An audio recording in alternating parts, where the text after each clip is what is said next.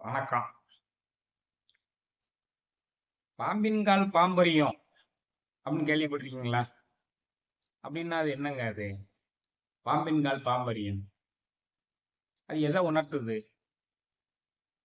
அதுக்கு ஏதாவது வெண்பாக்கள் இருக்குதா? பழந்தமிழ் பாடல்கள் இருக்கா? அப்படின்னு தேடும்போது ஒரு பாட்டு கிடைச்சது. புலமிக்கவரை புலமை தெரிதல் புலமிக்கவர்க்கே புலமா. புலமிக்கவரை புலமை தெரிதல் புலமிக்கவர்க்கே புலமா. நலமிக்க பூம்புனல் ஊர பொதுமக்கட்காகாதே பாம்பரியும் பாம்பினகால். அதான் நம்ம இது முழுசும் தெரியாம அந்த கடைசி வரியை மட்டும் பார்த்துக்கிட்டு பாம்பின்கால் பாம்பரியும் பாம்பின்கால் பாம்பர் அது என்னங்க சொல்லுது? நலமிக்க பூம்புனல் ஊர, நீர்வளம் நிலவளம் மிக்க ஊரை ஆளுகின்ற தலைவனே. இந்த கவிஞர் சொல்றாரு, உனக்கு ஒண்ணு சொல்ல போறேன் கேளு. புலமிக்கவரை புலமை தெரிதல் புலமிக்கவர்க்கே புலமா. ஒரு துறையில நிபுணத்துவம் பெற்று புலமை பெற்றவங்களா இருப்பாங்களா இல்லையா? அவங்கள அதே துறையில புலமை பெற்று நிபுணத்துவம் பெற்றவர்கள் மட்டும்தான் அறிய முடியும். பொதுமக்கட்காகாதே பாம்பரியும் பாம்பினகால். அது எதை போல்னா, சாதாரண மக்கள் பாம்போட காலை என்னைக்காவது பார்த்துருக்காங்களா? பார்க்க முடியாது. ஆனா பாம்பு பாம்போட காலை பார்த்துருக்கோம். பாம்பினுடைய வழித்தடத்தை பார்ப்போம்.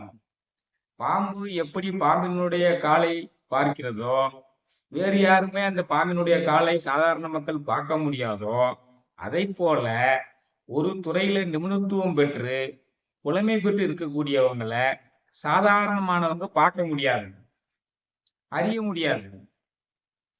இதனுடைய உட்பொருள் என்ன? நல்லா தெரிந்து கொள்ளாமல் எதிலும் கருத்து சொல்லாத. நல்லா ஒரு விஷயத்தை தெரிந்து கொள்ளாமல் கருத்து சொல்லாத. நீங்க விண்வெளி துறையை பத்தி விமர்சனம் செய்யணும்னா அந்த விண்வெளி துறையில நீங்க நிபுணத்துவம் பெற்றுக்கணும் இல்லையா? டாக்டர் அப்துல் கலாம் மாதிரி நீங்க மிகச்சிறந்த விஞ்ஞானியாக ஒருத்தரை பத்தி பேச வேண்டும் என்றால் அந்த துறையை பற்றிய ஒரு அடிப்படை அறிவு உங்களுக்கு இருந்தால்தான் பேச முடியும்.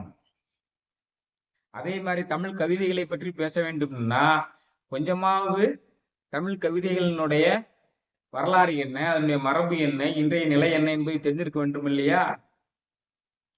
இப்ப கவியரசு கண்ணதாசன் இருக்கிறாரு, அவரை பத்தி பேசணும்னா தமிழை பற்றி அவரை பற்றி தெரிஞ்சவங்க தானே பேச முடியும்.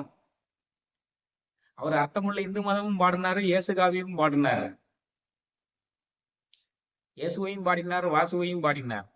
அவரை பற்றி அப்போ நம்ம கருத்து சொல்ல வேண்டும் என்றால் இலக்கிய அறிவும் அவரை பற்றிய அவருடைய புலமையை பற்றிய அறிவும் இருந்தா தானே பேச முடியும்.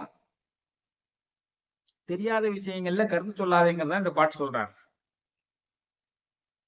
இப்போ ஒரு விளையாட்டு நடந்துட்டு இருக்கு, அந்த விளையாட்டை வர்ணனை செய்ய போறீங்க. அந்த விளையாட்டினுடைய நுணுக்கங்களை பத்தி தெரிஞ்சிருந்தாதான் வர்ணனை செய்ய போனோம். நீங்க அங்க போய் உட்கார்ந்து சினிமாவை பத்தி பேசிட்டு இருக்க கூடாது. அதைத்தான் இந்த பாட்டுல சொல்றாங்க. அப்ப நாம் என்ன செய்ய வேண்டும்? தேவையான விஷயங்கள்ல தான், தெரிஞ்ச விஷயங்கள்ல தான் கருத்து சொல்லணும். ஒரு மிகச்சிறந்த அறுவை சிகிச்சை நிபுணர் இருக்கிறாரு,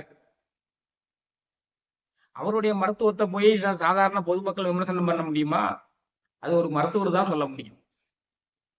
ஏதேனும் ஒரு மருத்துவ அறிக்கை வெளியே வந்துச்சுன்னா அந்த மருத்துவத்துறை சார்ந்தவர்கள் தான் அதுக்கு விளக்கம் கொடுக்க முடியும், பேச முடியும். நம்ம சாதாரணவங்க, அது தெரியாதவங்க பேசக்கூடாது. இப்போ ஒரு மிகச்சிறந்த கட்டடக்கலை நிபுணர் இருக்காரு, பல அடுக்குமாடி குடியிருப்புகள் எல்லாம் கட்டக்கூடியவங்க திறமை உள்ளவங்களா இருப்பாங்க. அவங்கள போய் அந்த கட்டிடக்கலையை பற்றி தெரியாத வேற ஒரு துறையை சார்ந்தவங்க கருத்து சொல்லிட்டு இருக்க முடியுமா? எப்படி? ஒருவர் மிகச்சிறந்த திரைப்பட கலைஞரா இருப்பாரு, ஓரளவு நடிப்பு கலையை பற்றி தெரிஞ்சவங்க தான் அந்த நடிப்பு கலையை விமர்சனம் பண்ண முடியும். இதான் இந்த பாட்டு சொல்லுதுங்க. இந்த பாம்பின்கால் பாம்பரிங்கிற பாட்டு என்ன சொல்லுது? நீ தெரியாத விஷயங்களில் கருத்துக்களை சொல்லாதே என்பதுதான் என்னுடைய உட்பொருள்.